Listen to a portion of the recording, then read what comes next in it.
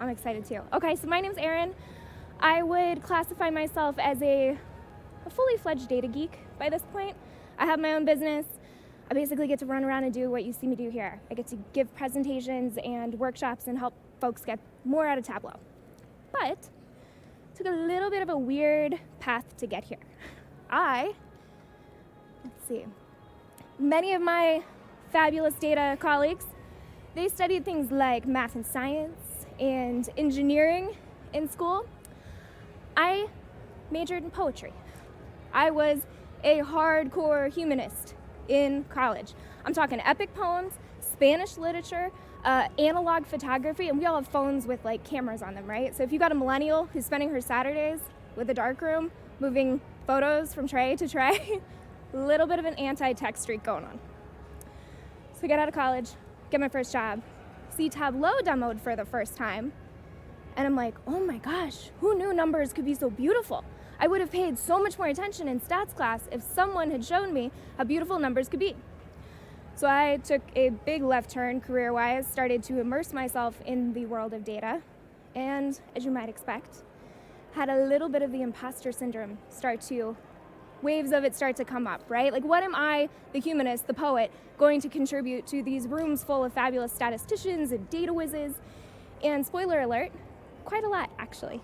You see, humanists, we are really good at two things: ambiguity and beauty. We are so good with the messy gray stuff of the world. We're really happy there. That's what philosophy is, right? It's English lit, all that fabulous stuff. It's also what data is, right? Data is nothing if not super messy. And we also have an eye for aesthetics. So aesthetics, Webster's dictionary, here we go. A particular theory or a conception of beauty or art, a particular taste or approach to what is pleasing to the senses, especially sight. And what is data visualization? It hinges entirely on sight, right? So what does this mean when we start looking at our dashboards? Basically, the aesthetics, the design decisions, they come in after our dashboard is accurate and it's functional.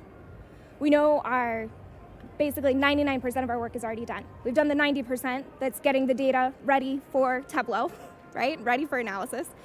We've explored our data, figured out our research question, picked the best chart type to communicate the answer to that question. We've made sure that all of our numbers match up. We've added our filters and our actions. And it is at this point, 99% of the work in, where someone like me will have the audacity to swoop in and say, 1 more percent, what about your design? So here's the problem though. Why would we spend a little extra time on that last 1% when we're so far into it? Here's why. Andy Cochran at a Tableau conference a couple years ago gave this great presentation. He has like the coolest title ever, Tableau Evangelist, that's his title. It's a pretty fun title for a job. And he said, we experience visualizations in 3 phases. First, we have a visceral reaction, basically. This is our gut reaction to what we feel when we see a visualization. Then we're like, cool, how does it work? We move on to the behavioral. We say, okay, how do I read this chart? How do I interact with this dashboard? And finally, if a dashboard is successful, we enter a reflective phase. We return it either literally to that dashboard to reference it in some capacity, or we draw it to mind as we move forward in the world. Design affects all 3 of these. Design dictates that visceral reaction every time. It determines how intuitive your dashboard is, how it behaves for someone to figure that out. And when we reflect on a dashboard, that imprint, that thing we draw to mind is in fact its design. That is our visual anchor in our memory for how it works. So then you might say, okay, cool, I'm into the last 1%. Let's do design. We'll get it accurate, functional, then we'll work on design. Here's the problem. Many analysts can feel the difference between this, accurate and functional, but still in Tableau's defaults, and this. They can feel it. They can feel the difference between something like this and a more polished version. So that visceral reaction is different between this and this, right? Same data, accurate, functional, same set, but they don't know how to make it. And they didn't spend way too many years in photography critiques talking about layout and design, right? So that is why I was like, I am convinced everybody can do this. Good dashboard design, everyone should be empowered to do this.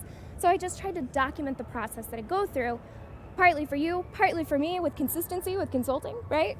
And made the dashboard checklist. We got 4 components here. We've got ink. So this is gonna be our color, our weight, our lines, our shading. Then we've got our words. These are gonna be our fonts, our alignments, our labels or axes, our tooltips. These first 2 tend to be things that we do on the visualization itself, and then we move on to the dashboard. The changes we'll make with layout tends to be the first thing that we'll do. This is gonna be zones, balance, negative space, and flow, how your eye moves through the visualization or through the dashboard. And finally, we have our footholds. These are, think about climbing a mountain, right? Your footholds are gonna be the things that help someone actually unpack what you've done. Every single time we make a visualization, we're making a code. And it is not a code like the ones that we saw at the keynote yesterday that you're trying not to crack, right? This is supposed to be an easily crackable code that you're handing off to someone else. These are the footholds that help them put that puzzle together, right? So we've got our title, our keys, our instructions, and our patterns.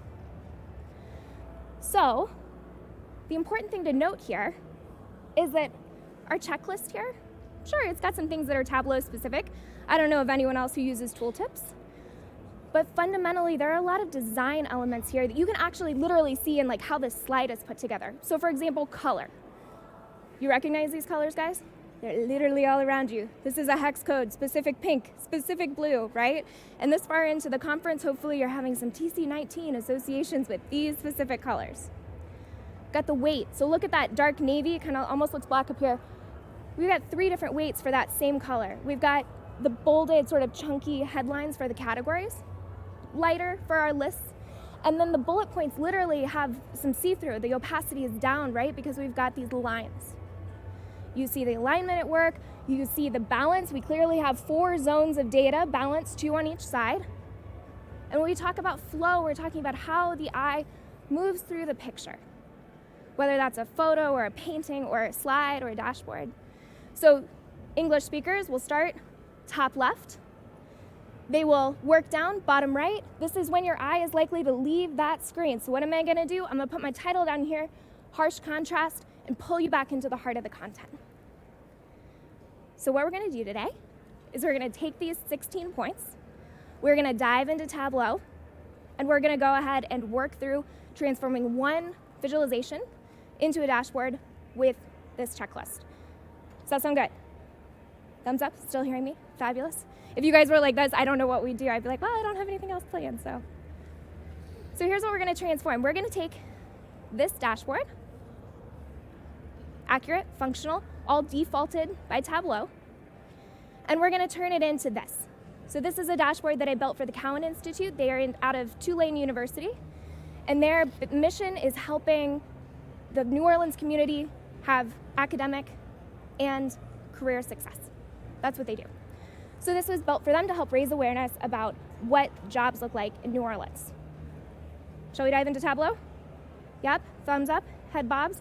You guys all have these like blue lights, so it's kind of like a C. Kind of looks a little Star Wars-ish, not gonna lie. So here's what we're starting with. So what do we have? Well, it's really big here, but it's a pretty simple dashboard. We've got all of the jobs in New Orleans in 2017, right here. Take them, split them up by percentage, by industry. These are 20 sort of all-encompassing industries. So we're not surprised to see something with a tourist destination, accommodation, and food services. It's gonna be at 16%. Then we got some dots. We got a Louisiana dot and a United States dot. That's gonna help us see how does this distribution compare on a state and a national level, right? So when we have a blue bar that goes way beyond the dots, we know it's more represented in New Orleans. When we've got the dots floating and the bars over here, we know that that's a more common job in a state or national level than in New Orleans.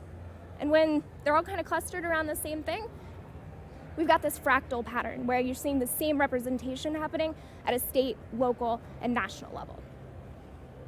Understanding? Cool. So we know what it is.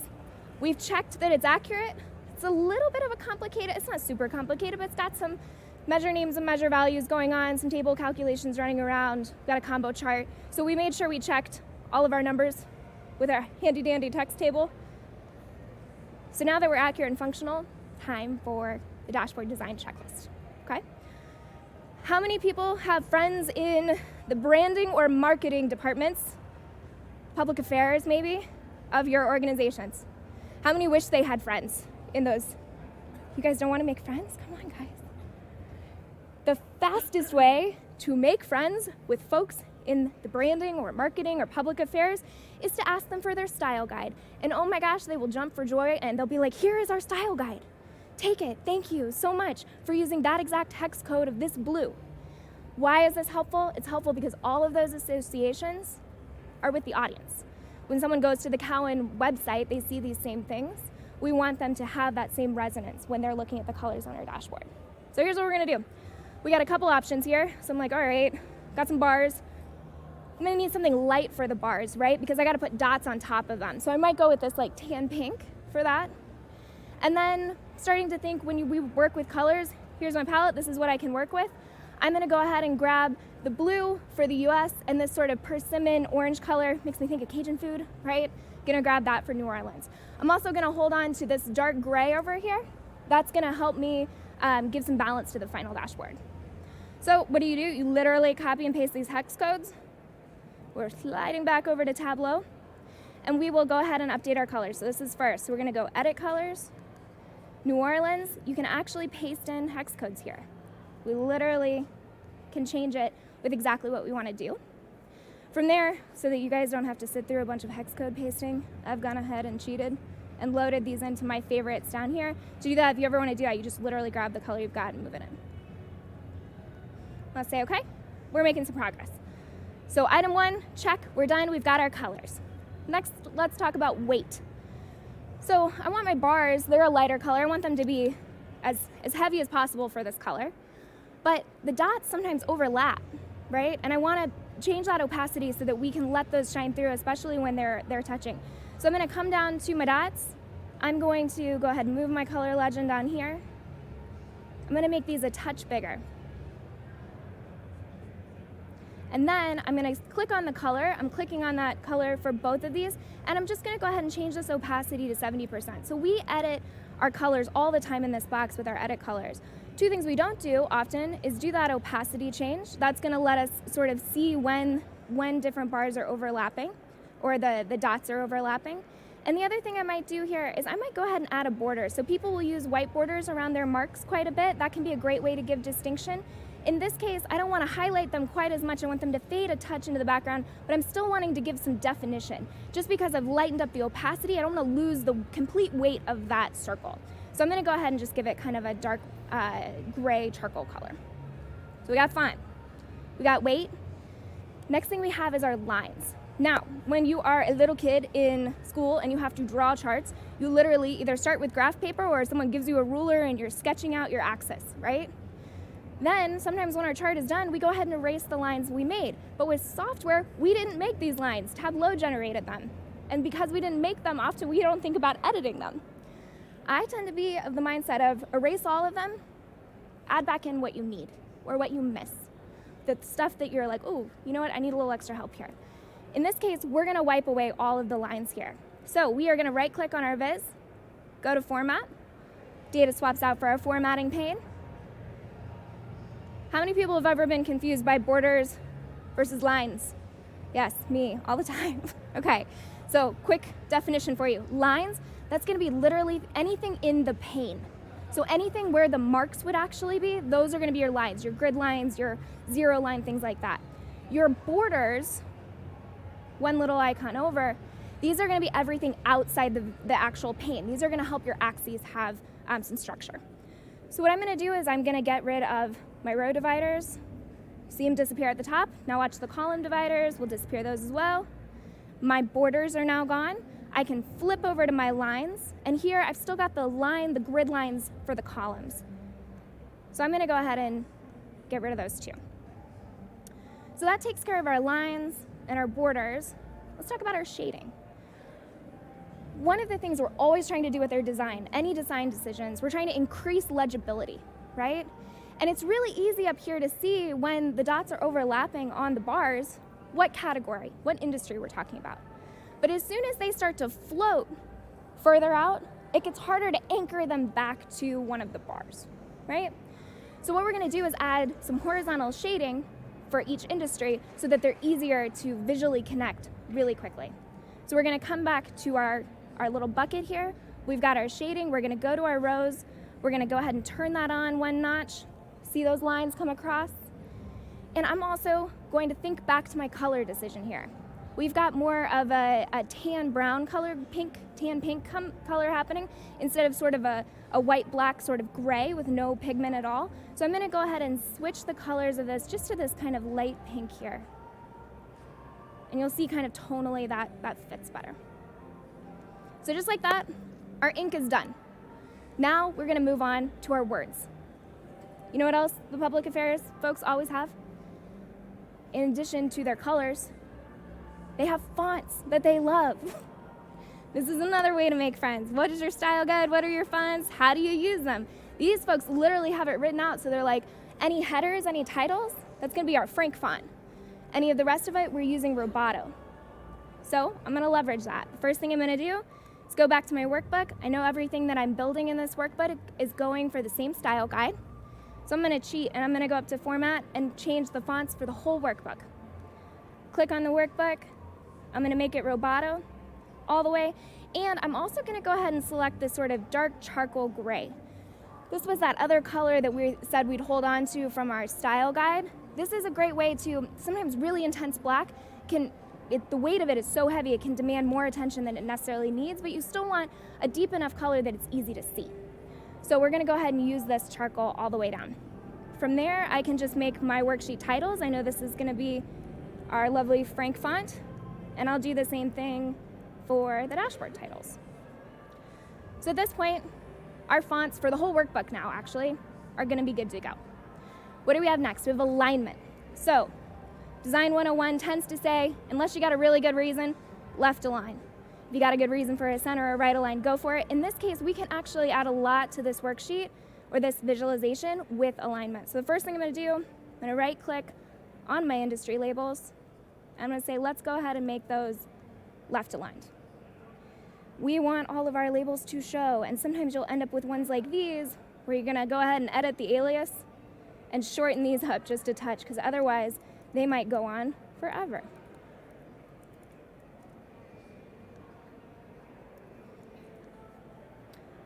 The other thing that we can use alignment for is to help explain our sorting. Often, we sort things. We don't just keep them in alphabetical order. My mother's a doctor. She hates alphabetical order because it means that toenails and tumors are right next to each other. And that's made me think every time about, like, why am I sorting things the way they are? Move past the default. So here we're ranking, right? We're saying of all the jobs in New Orleans, when we split them up by industry, we've got our number one job to the 20th, number one industry, the 20th. So go ahead and add that rank in. It's an easy foothold for people to see. It also makes a nice clean line with alignment. So how are we gonna do that? We're gonna take our percentage of all the jobs here. It's gonna freak out, that's okay. We're gonna say, let's make it a rank. Let's make it discrete. Everyone's number one. This is like, I'm gonna do this one more time. Copy this. We're gonna make it our rank. We're going to make it discrete. It'll say all number one. It's like Girl Scouts all over again. And then we'll go ahead and say, compute this for the table down. Let's go ahead and give everyone a rank. Once I've got a discrete field like this, I can set it over here, and we can go ahead and tighten this up. And does everyone see how that kind of gives the eye a nice line down the side to follow? So what I'm gonna do, quickly format this up. I'm gonna take the edge and I'm gonna say, let's go ahead and make this edge a little bit darker. We'll give that a little bit of a bold, and then we'll let that second axis description, we'll let that be a little lighter.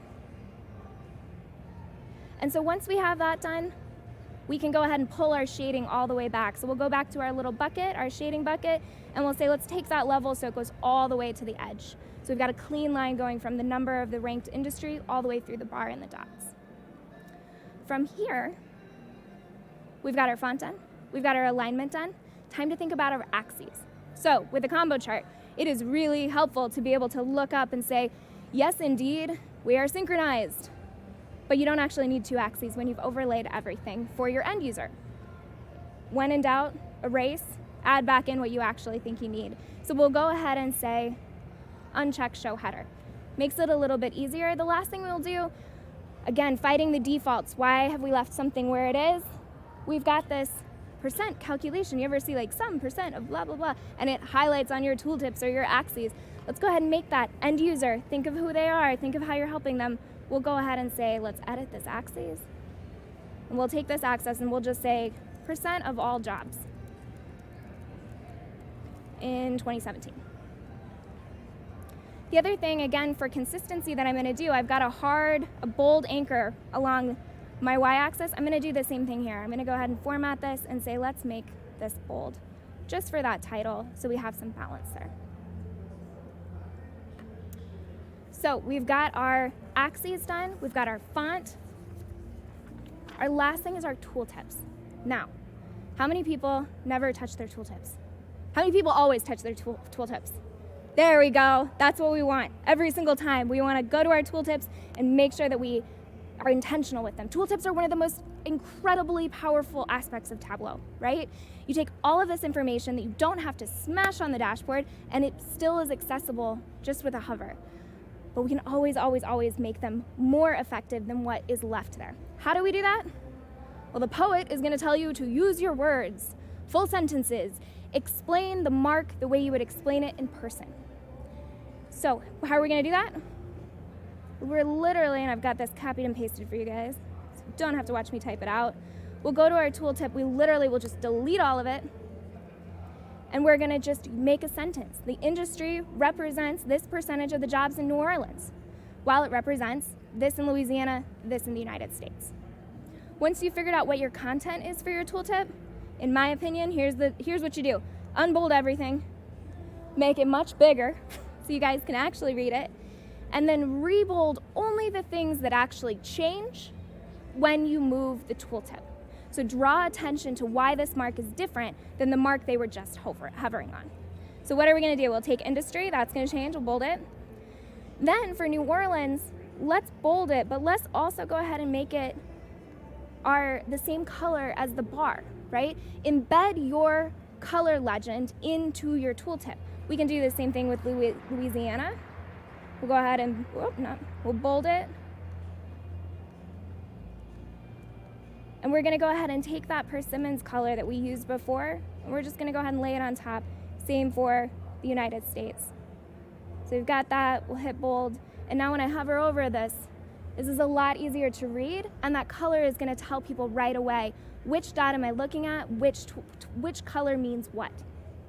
So from here, you can pat yourselves on the back. You've done everything that you need to do for the visualization side of things. Let's move over to the dashboard.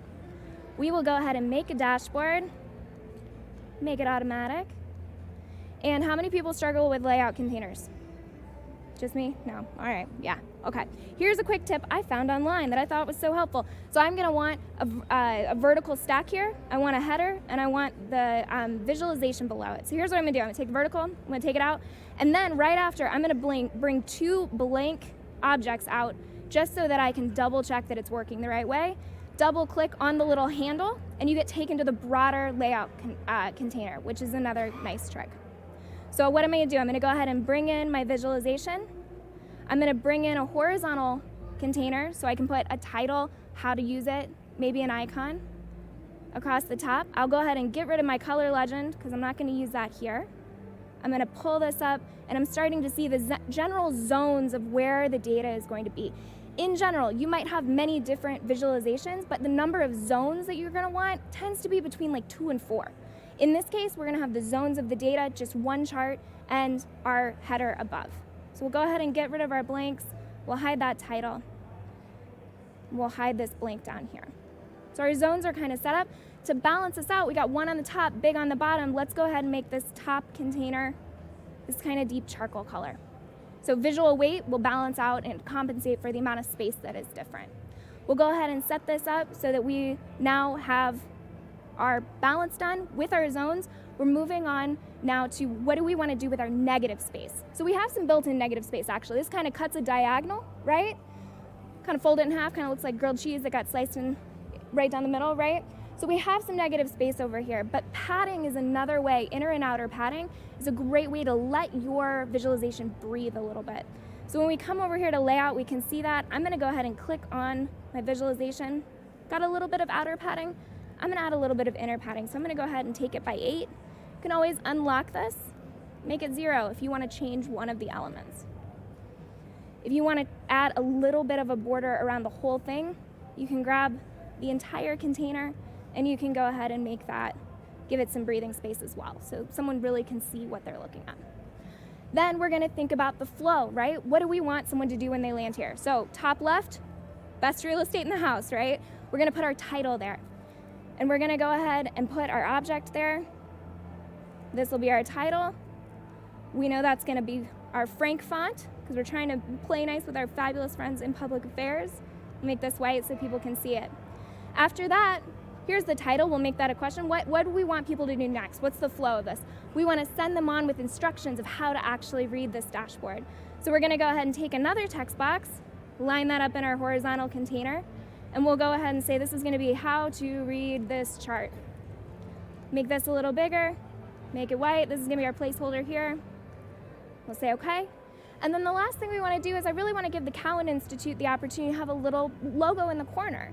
So I'm going to go ahead and grab one more vertical container. I'm going to throw their logo on in it. Has anyone ever had this problem where you've got the white behind it? Yeah? We're going to go ahead and go back to our logo and we can say right click, format, and we'll just take this shading for the whole sheet and we'll just make it none. And then that way our container will show up behind it. So we're going to move this stuff on over. Got a little bit of space. And this is kind of giving us a sense of what is the flow going to look like. The last thing I might do is add a little text guy down here and say this is Cowen Institute. All right, so we're moving into that final phase. Our footholds, the stuff that helps people actually know what they're looking at. What do they do? How does this stuff work? How can they crack the code that we made with our visualization?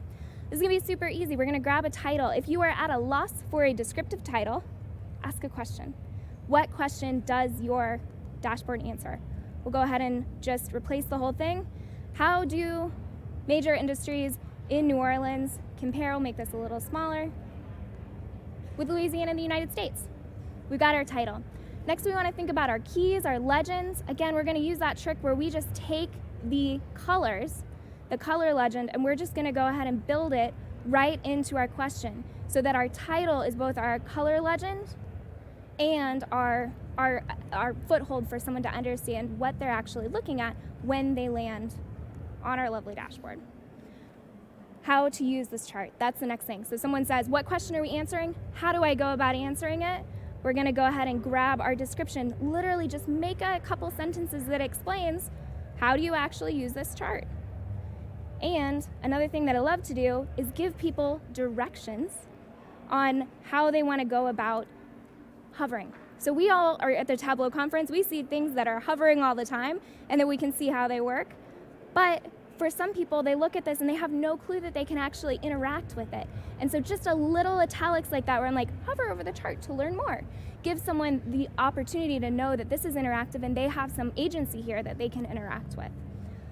We'll go ahead and put this over here. We'll give everything a little bit of breathing room so we can see all of the content.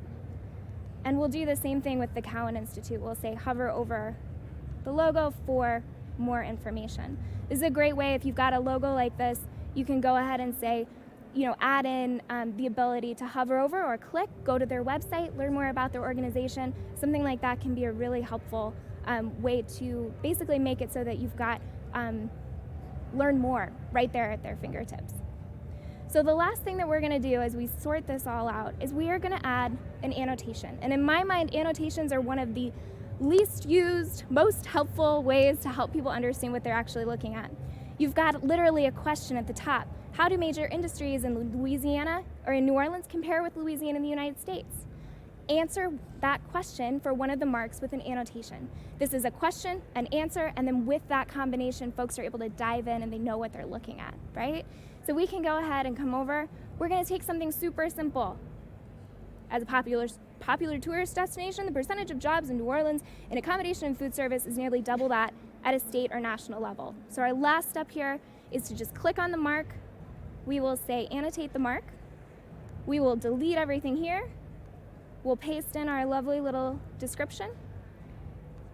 And then the last thing that we can do is we're actually going to use this to create some balance. So remember I said we are likely to lose your eye coming down out the bottom right? We're always going to start in the top left. What happens if we can catch you here and push you back into the content? So I'm going to make this a little long, skinny little toolbox. Got this. You can also format these guys, so this is kind of fun. You can say, give me a single edge with a chunky border at the top, and you can even say, make that shading, let's make it the color of the logo, so it matches, and we'll pull it down to maybe like a 40%. So this is our finished dashboard. We're able to move through our checklist. Here's what it looked like for us. This was our before. This is our beautiful after. We've gone through changing our color first, our weight, then our lines. We erased everything, grabbed our shading to pull the eye. Again, legibility is key. That's what our design can help make better. We move on to our words. We change our fonts, get our alignment going, get our labels and axes all sorted out, get our tooltips so that they are full sentences like you would talk to a normal human. Then we lay out our zones with our dashboard, make sure the balance makes sense. Think about our negative space, inner and outer padding. Think about the flow of the dashboard. And then we add our title, our key, our instructions, and finally an annotation that says, here's the pattern that we're actually using. And this is our final dashboard. So that is a whirlwind tour of the dashboard checklist. We've got it all right here. I've also, guys, got it on my website, which is just datadozen.com. You got TC19 right at the top. You can scroll down, you can download your own version and play with it and see how the slides work for you, how the checklist works for you. Let me know if you want to see the checklist change. This is a document that has grown with me. So if you've got suggestions, I'd love to hear it. Again, my name's Erin. I am so delighted that you were here. And if you have any questions, I will stand right here afterwards. Otherwise, thank you guys so much for being here.